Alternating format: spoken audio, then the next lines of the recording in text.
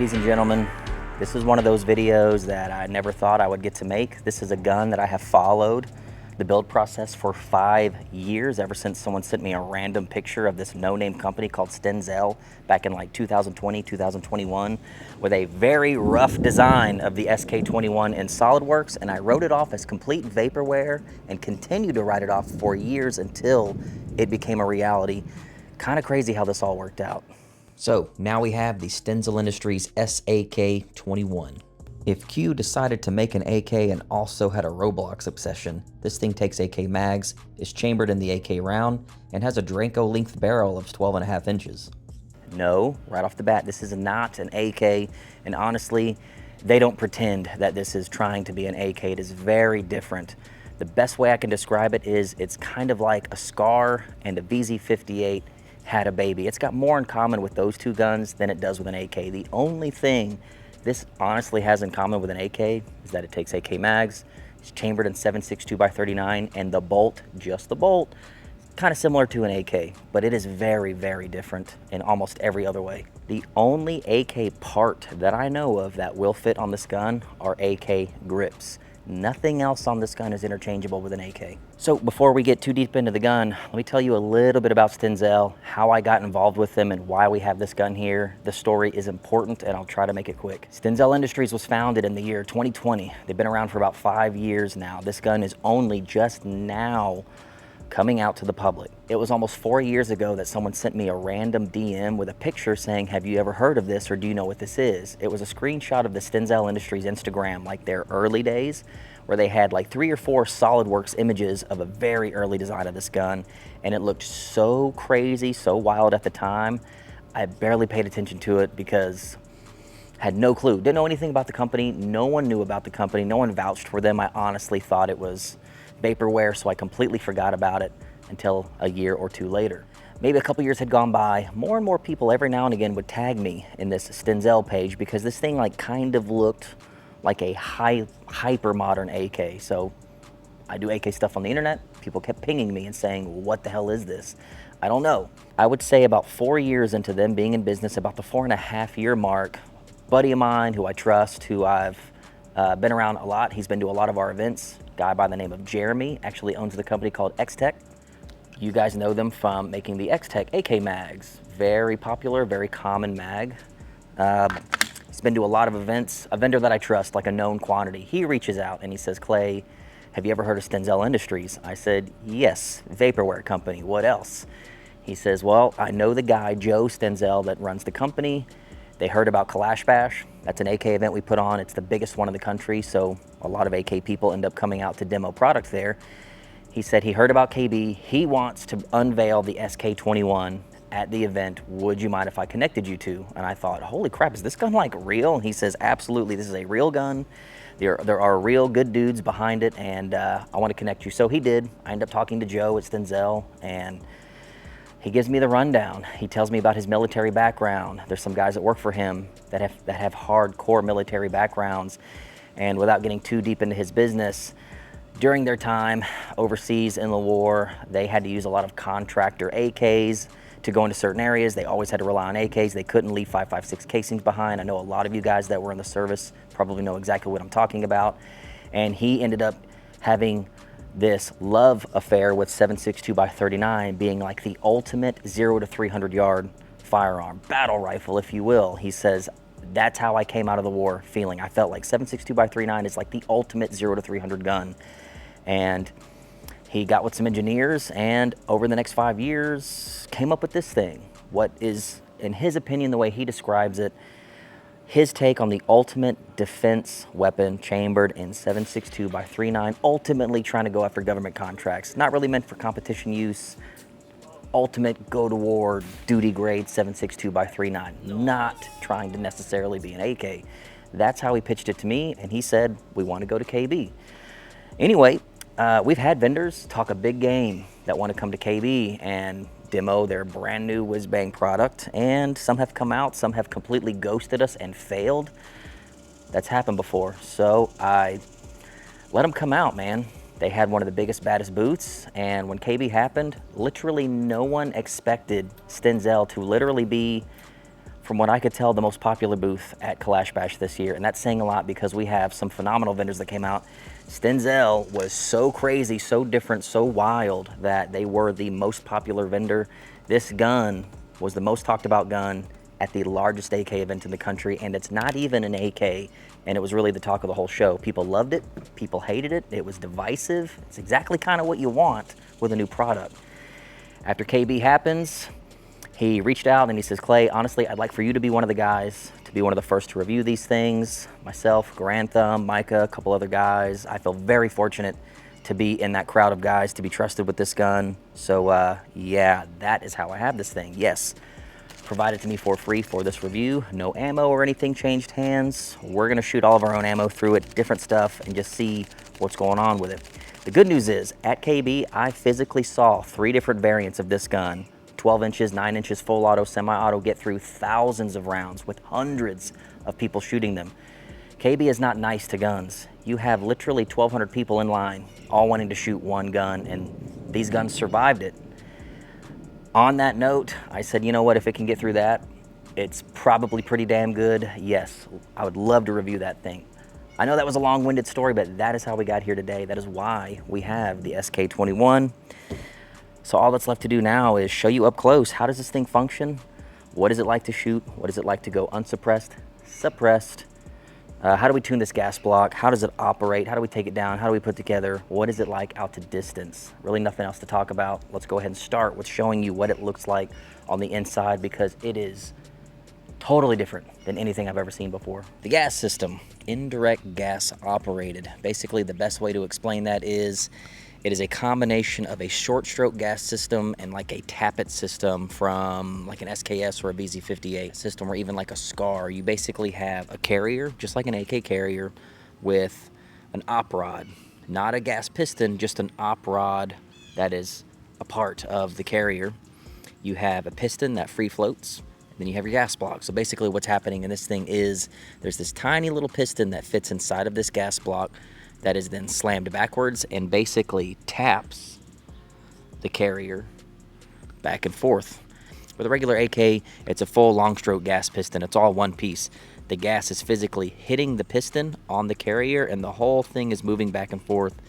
This is 2 pieces. They say they took a lot of liberties from the SCAR, and if you do look at the SCAR, it looks very similar. If you take a look at your bolt and carrier, you basically have an AK bolt, a combination of an AK carrier and a SCAR carrier, because you have an op rod that's not a piston, just an op rod that gets smacked by your piston, and you have a firing pin that is permanently attached to the carrier, kind of like a saw. Pretty interesting. My particular barrel length is 12.5 inches with a 1 in 10 twist. They also have a 9-inch version that they call the Commando. This particular model they refer to as the Operator. This results in the round getting a little over 1 full rotation before it leaves the barrel. We found it to be very accurate at close ranges. We also noticed that it stabilized subsonics out to 75 yards, which was pretty cool to see.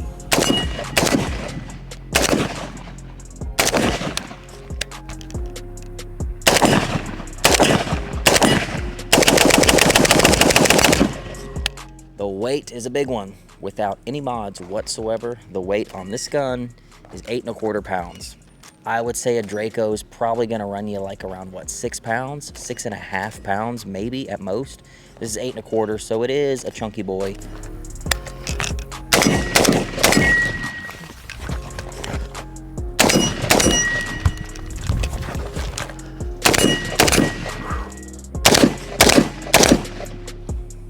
Nice.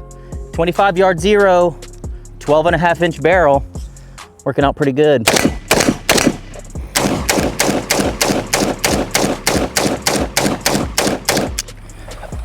Give me a meep. So the weight honestly was not that big a deal. The gun's pretty well balanced. On a flat range, I found it very easy to maneuver, and the weight was honestly the last thing that crossed my mind. 8.25 pounds, weighs about the same as an M90. M90's 8.5 pounds, and I've never had a problem with that. I think the weight made this thing float like a Cadillac. Smooth, with not a lot of recoil.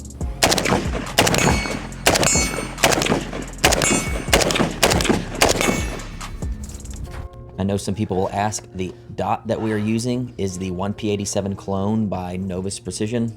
They're always out of stock, but that's what we have. It sets up right. It's pretty high on the gun, but I feel like shooting this thing with kind of an upright neck is a very comfortable way to shoot it.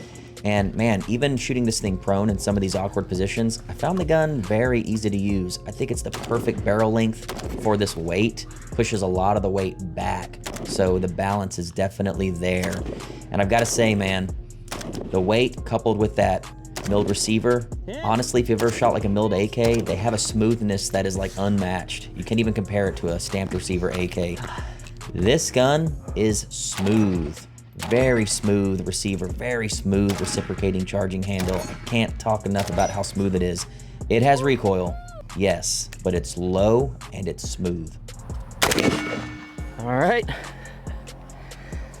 You guys won't be able to see it. There's a 3-inch piece of steel at 75 yards.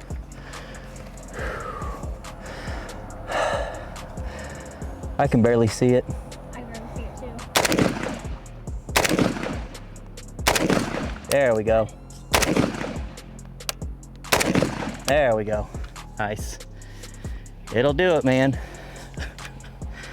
Oh yeah.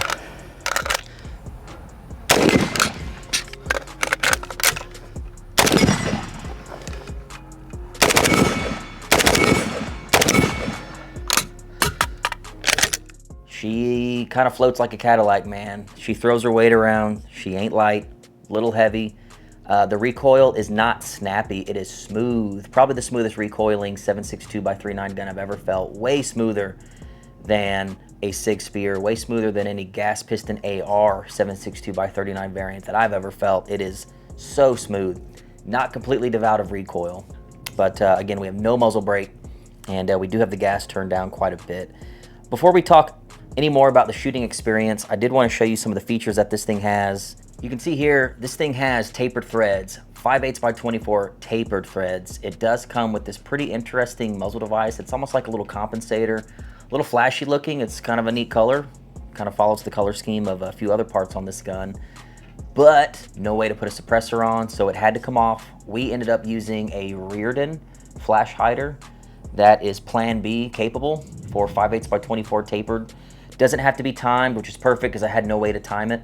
I do want to try some muzzle brakes later because, as I just said, some of the shooting footage you saw, not completely devoid of recoil, but I feel like a muzzle brake would get us there, get us right to the finish line of that perfect recoil impulse that this gun is probably capable of.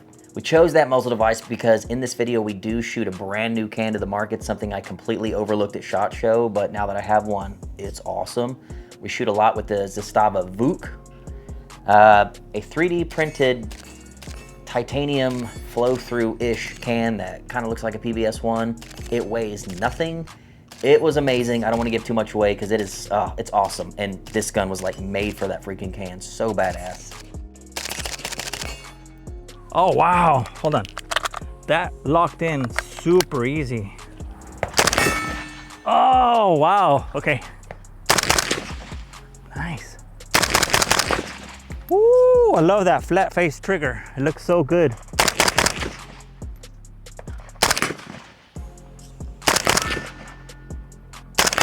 Oh, man. He just chugs along nice and smooth with that can on it. Yeah, it does. It feels really good. This thing feels as heavy as my MCX. Exact. I think this is probably about the same weight as the MCX. You want me to go find an MCX so you can compare the weight? Yeah. Okay, I'll be right back. Okay. This is how we can figure out which one's heavier. Okay. They're both heavy. Another cool thing about this gun is it has a tunable gas block. Not just any tunable gas block. You have 2 settings on that gas block. And what is so interesting, that guy right there, that little threaded plunger, one of your settings is tunable in and of itself. So the gas key has 2 holes, and I'll show you what that looks like here. Well, one of those holes is tunable. So you have like an adverse setting, and then you have another setting you can click over to for like suppressors and stuff, and then tighten up the tuning. So I don't know if I've ever seen a gas block with multiple settings and then had one setting that you could tune just alone. It's something I've never seen before, and we definitely utilized it.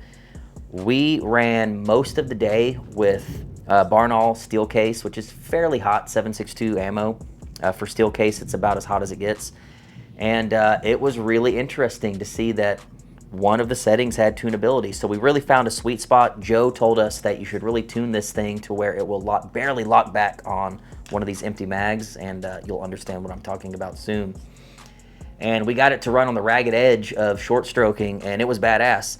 Then we went to Igman brass case, retuned it for that ammo, and it was even more badass. This is the how I had it tuned to shoot unsuppressed. It actually feels really good, and interestingly, no change in zero. Hell yeah, I didn't watch the case. Let me see how far the case is going away. We can turn that down. So let's try it. That feels so soft. Loosening it, opening up, bypasses a little more gas.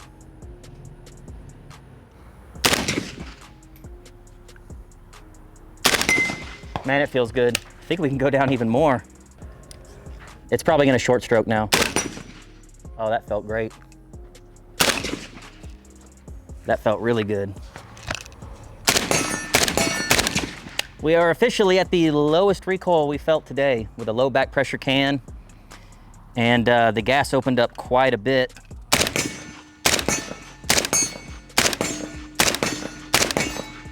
Nice. I know what you've been thinking this whole video. Will it run the 29 round titty mag from Romania? 29 round top loader titty. I think so. It locks in. Now hold on. Hold on now. Does that not look titties? That looks pretty sick. Ugh. Maxed out on attachments. Totally maxed out. All right. Literally the first thing I did when I brought this thing home was put a titty in it just to see. It's cool. We are several hundred rounds in. The gun is getting very dry, very dirty. Can's doing great. This thing was made for a low back pressure suppressor. So great. Yeah, man. Let's just see here. Oh, yeah. Nice. You see your titty okay? See my titty. Popping my titty out in this video for all the views.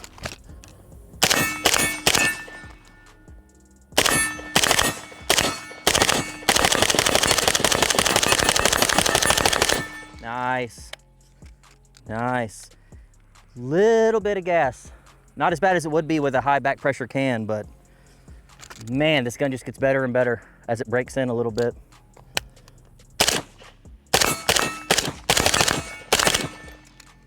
Hell yeah, brother. Oh, crossbolt safety doesn't like to be shot like a pistola.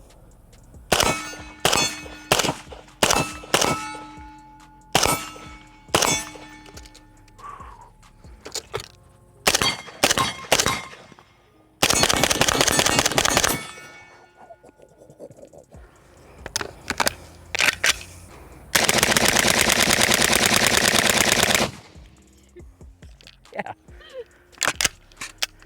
Hey Joe, you probably didn't know this, but the gun bump fire is pretty damn good. That was sick. Shooting trash, but looking really cool while doing it. The handguard gives me SCAR vibes. Remember, as I said in the beginning of the video, this is not an AK, closer to a SCAR, kind of with a VZ58. The handguard gives me SCAR vibes, man. I feel like I've seen this on a SCAR heavy, the big open cavity so you can access the gas block, the tunable gas block, very SCAR heavy. And I know Joe probably took a few design cues from the SCAR and Q. I mean, come on, Joe, this looks like if Q was gonna design an AK, this is kind of what that looks like. I know Reddit was having a field day with this gun. They were like, it was all, if Q made an AK or the AK47, it was hilarious. And I do love that Reddit hates this gun, by the way. One of my favorite things about it. Big, chunky, railed dust cover, kind of like a modernized AK. This one is permanently integrated into this thing. No zero shift, even at the end of the day, when we ran a magnified optic on this thing to go out to 500 yards, once we set it, it was a set it and forget it thing. This is a hyper freaking robust dust cover. I can't get over how stinky and strong this thing is. I don't ever see this thing losing zero. We're definitely going to test it a bit more in the second video to see if we can get it to lose zero, because at this price point, you should not be worrying about losing zero. Look at that freaking thing. Super robust, super chunky, and a very unique recoil rod, takedown push button. Very interesting. It's not a telescopic rod, it's just a rod with a spring that just comes right off, and you'll see in some of my cleaning footage how that works. But very interesting, very different from an AK. Check this little cool party feature out. Anytime you have the dust cover up, you have this little position that you can instantly click your recoil rod into. Let everything close, automatically pops in place. Pretty sick. So again, just click it in place. Dust cover down. You don't even have to smack it. Done. Pretty cool. I decided to go with a JMac skeletonized buffer tube, even though it's not a buffer tube, but it allows you to run mil-spec AR stocks. Ran a Magpul SLK, my favorite Magpul stock because it's so small. Looks good on guns like this. And we can do that because this has a 1913 rear end, very much like a SIG, like a Spear, which really made all that famous. Now everything has 1913 in the rear. You'll notice that the rear trunnion is bolted in. Bolted in like the front is bolted in, and we'll talk about that now, the construction of this thing. The rear trunnion is meant to be modular. It's bolted in, so later on, if they do come out with other options, with 4 bolts, you could actually swap this out for other types of stock mounting, brace mounting, whatever the case may be. If you look up front here, the front trunnion, it is held in with screws that are torqued. This whole front section, if you were to take this handguard off, this is what that looks like. There's your barrel, there's your gas block, there's your trunnion, and your big barrel nut. This gun was meant to be multi-cal. It even says on the side of the receiver that it's multi-cal. Essentially, let's say they come out with a 5.56 version in the future. With 4 bolts, this whole front section will slide out, and a 5.56 front section will slide in, completely changing the caliber of your gun. And if you look in the mag well, your trunnion down here actually has the lockup for your magazine, so that will come out too. So when you do switch to 5.56, this geometry will change to accept whatever 5.56 magazine it's going to accept, then changing magazine compatibility as well. Kind of an interesting thought. Definitely not something you would be able to do with an AK because it's all riveted in place. That's absolutely not possible. And what I love about that is Reddit hates it. Reddit was calling this thing like a modern day screw build. Bam! Crossbolt safety. It's exactly like a 1022. And you'll notice when it's on safe, you've got some white dots there to indicate safe. When it's on fire, red dots to indicate fire. It's intuitive, it's easy, it's ambidextrous. It doesn't matter which hand you're using, it works the exact same way. But then I saw they had a full turbo version at KB, if you know what I'm saying. Remember, they're going after contracts. They want this to be like a defense gun. And on their full turbo AK, when in the fire position on the other side, it had a little toggle that would go from semi to full on this side of the crossbolt safety. So you would basically pop it in off of safe, and then you would swivel it left or right for fire, and for single auto fire and full auto fire. And I believe it was done to where the trigger components would not have to change per gun. So if they had some guns that were filling contracts, it's just the crossbolt safety and those components. Trigger components would be fairly similar, I think. Don't quote me on that, but I'm pretty sure that's why they chose to do that way. Joe, I'm sure you're watching this video. Let them know down in the comments if I'm right or if I'm wrong. That's fucking cool. All right. I like this.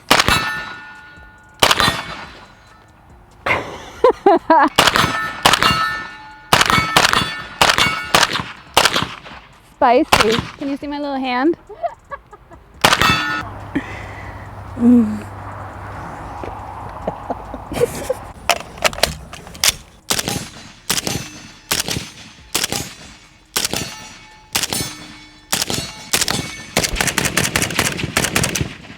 Coolest thing about this which makes it so not an AK, is the fact that it has an integrated bolt hold open. So check this out. This is an X-Tech mag. I believe this is the mag that this gun will come with, and you'll see that it's already got this proprietary follower installed, and you can see it's got that little nipple right there that actually catches the bolt lock. This mag is a factory mag that has just been trimmed to fit this 3D printed follower. This follower can be made to work with any AK mag as long as you basically just do that little trim work there on any magazine you have. They've got extra followers that you can put in any mag to get them to actuate your bolt hold open. So unlike an AK with, let's say, a Yugo mag that has a bolt hold open follower, with those mags, if you're empty, it would hold the bolt back, but the second you tear the mag out, the bolt would fly home because the follower was the only thing holding the bolt back. This has an integrated bolt hold open, just like an AR-15 on this side. It's exactly the same. Push down, hold your bolt open. It's exactly like an AR. And then the little ping pong paddle drops it. Exactly the same. It works with any AK mag, so any mag can be modified to work with those followers and lock the bolt back. And that begs the question, you know, we just reviewed the Krebs M23 the other day, and I was pulling off like sub 3-second reloads while doing transitions and getting hits, which is not easy.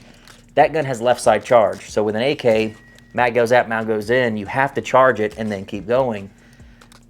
You're really trying to get below 3 seconds. You're really doing something if you can pull that off. With bolt hold open, it doesn't matter what side your charging handle's on. In my opinion, being able to drop the bolt with rock and lock mags, you would get faster reloads compared to not having bolt hold open, but going to a left side charge to avoid the reach around.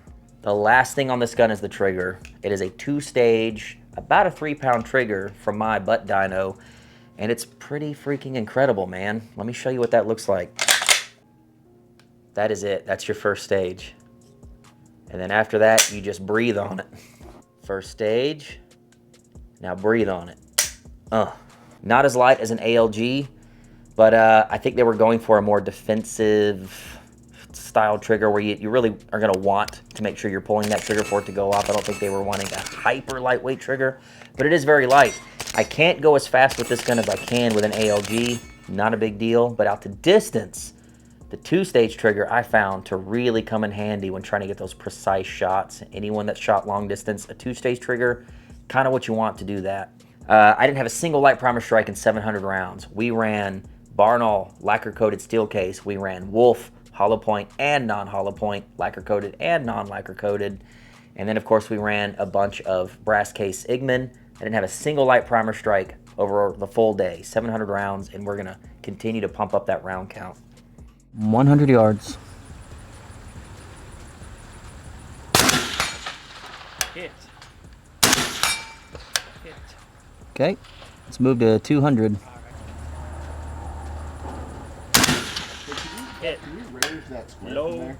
right. Low Yeah, I see that. center. That was a good shot on 200. Nice, okay. All right. All right, 300, we'll do the gong all the way to the left. 300's where 7.62 gets straight R-worded.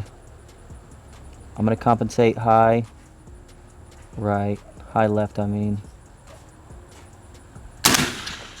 Impact. Low Perfect. right. Low right. Yeah. Okay, let me try to use the same point of hold. Square.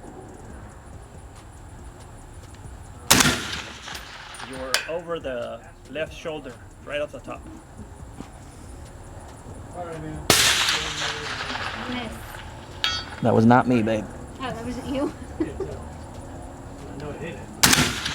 Impact. Hey, impact. About 3 inches away from your other shot. That was like a right hand right. side on the belly button. Okay, it's starting to drop pretty dramatically at 3. Yeah. I'm gonna compensate a little high on this, so if I miss high, just tell me. Because it's hitting the right. It's hitting the right. It's hitting the right at it, I'm pretty sure. You were just off the left. Elevation was fine. Perfect.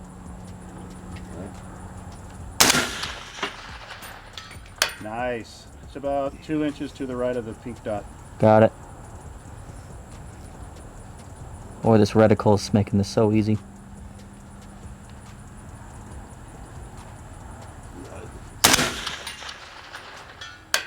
Right edge. Perfect. Honestly, dude, it's pretty freaking easy with this thing. The ACSS is really exactly where it should be, which is crazy because it's not a 16-inch barrel. Okay, I'm gonna split my 400 and 500 in half. So let me know what happens. The wind's like not there, so I'm not gonna compensate.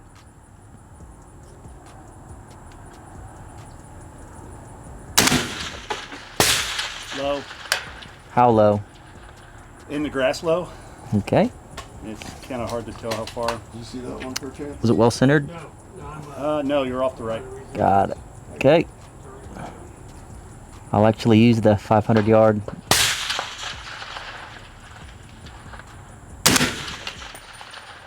Impact. Nice. Just a smidgen off of center mass. I should actually start using the ACSS the way it was meant to be used.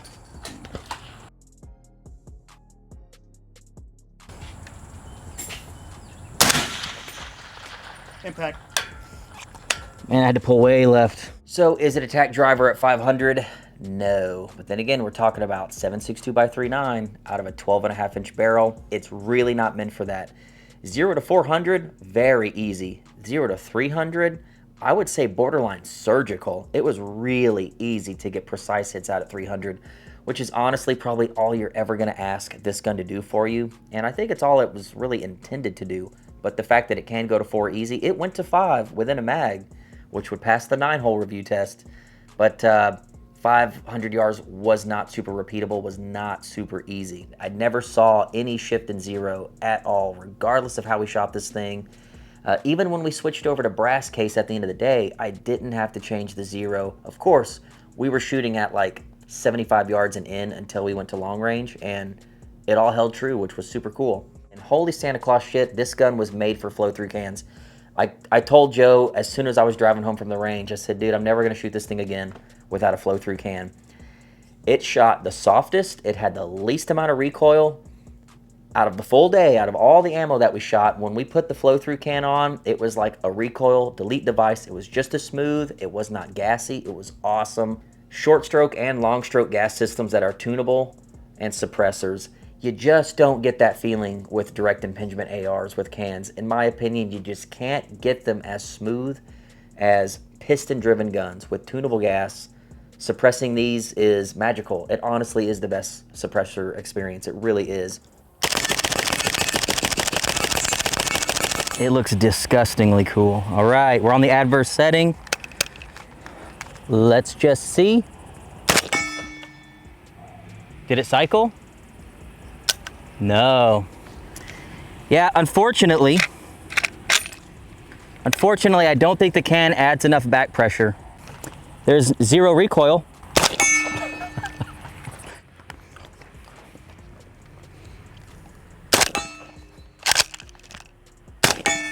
It has no recoil. What so freaking ever.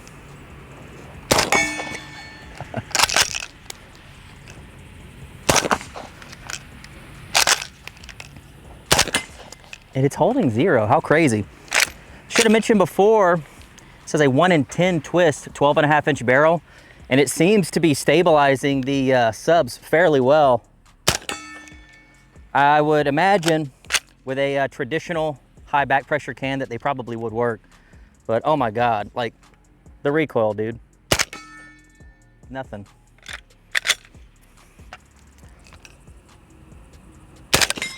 It's hitting what I'm aiming at. Okay. What are the odds we can hit the 3-inch steel at 75? The little baby? The little baby. I can barely see it. Hold on, let me kind of find it. Oh, dude, I'm gonna hit that damn thing. Oh, you got it! I would sure imagine if it's stabilizing that fairly well, we're like 50, 75 yards, I would try some other subsonic loads through this. More traditional can, maybe more traditional results.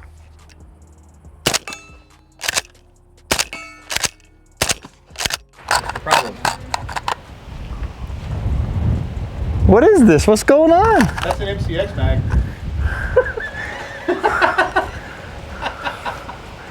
I made the blooper reels. I was gonna say, I was like, It's curved. I was like, is it a C product defense or like D&H or whatever? Step out there a little bit. That's better.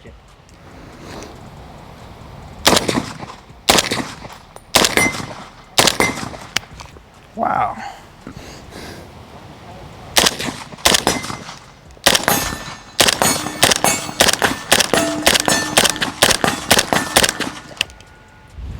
Intuitive controls, their magwell, man. It's pretty hard to miss an AK reload, which I know is kind of a thing that a lot of people can't get. I mean, that's easy peasy, man.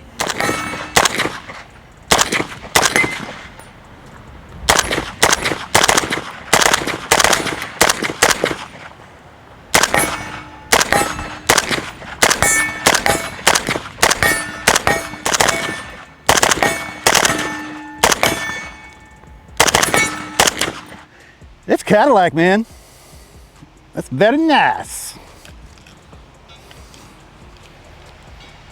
Yes, that suppressor's pretty awesome as well. Oh, it makes it feel so good. It's a nice roll back. That's hell yeah.